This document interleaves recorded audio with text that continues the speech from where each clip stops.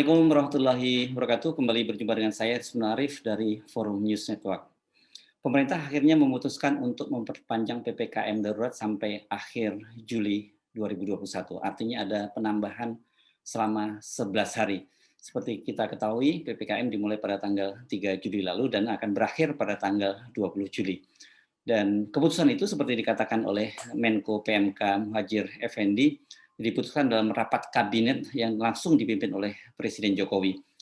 Muhadjir mengaku bahwa dia tidak langsung bertemu dengan Presiden, tetapi ketika dia sedang berada di Sukoharjo, dia mengikuti rapat kabinet terbatas, dan itulah keputusannya, diperpanjang selama 11 hari.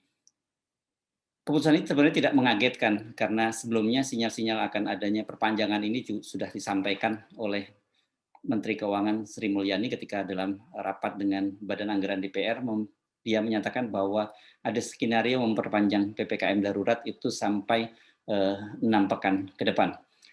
Dalam rapat kabinet tersebut, seperti dikatakan oleh Menko Muhadjir Effendi, Presiden menyatakan ada konsekuensi dari perpanjangan PPKM darurat ini, yakni satu, soal penegakan disiplin.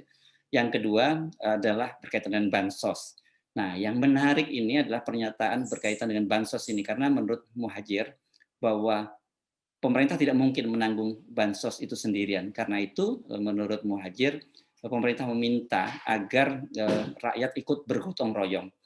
Nah, soal kata-kata bahwa rakyat ikut bergotong royong inilah kemudian menimbulkan reaksi yang luar biasa. Sejumlah media online yang memuat beritanya hanya dalam waktu beberapa menit saja sudah dibanjiri oleh berbagai komentar, dan rata-rata mereka mengecam sikap pemerintah yang meminta agar rakyat bergotong royong.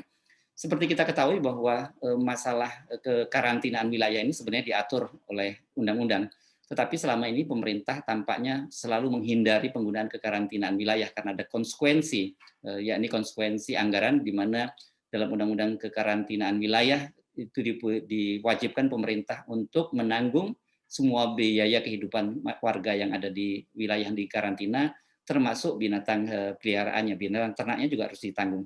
Karena itulah menjelaskan mengapa sejak awal pandemi, yakni pada awal tahun lalu, pada bulan Maret tahun 2020, pemerintah menggunakan berbagai istilah mulai dari PSBB, kemudian PPKM Mikro, dan yang terakhir sekarang adalah PPKM Darurat.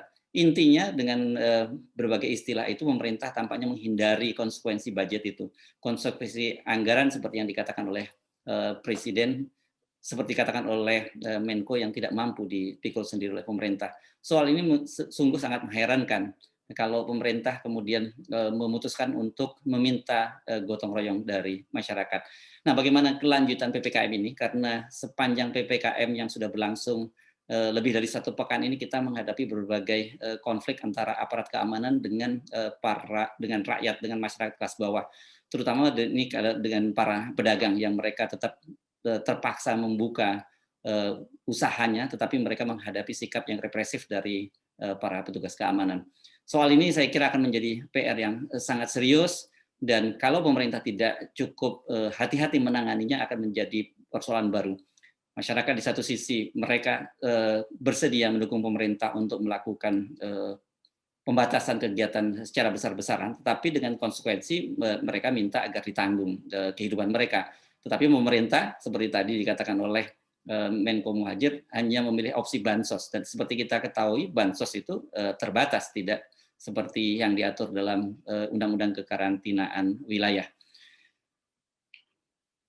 Mari kita ikuti bagaimana perkembangan selanjutnya, tetapi tanpa diimbau oleh pemerintah. Soal kegotong royongan ini kan sebenarnya sudah berkali-kali kita ingatkan, dan kita mesti mulai memperhatikan tetangga sekitar kiri kanan. Buat Anda yang punya kelebihan, mulailah berbagi. Bagaimanapun juga kita harus ikut merasakan penderitaan dari para tetangga kita. Situasinya memburuk, ekonomi memburuk, kesehatan juga memburuk, sementara pemerintah kelihatannya tidak mau bertanggung jawab sepenuhnya.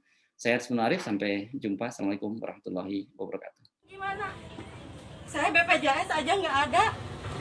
Nah, kayak gini, usaha suruh tutup, sedangkan resiko kita nggak ditutup.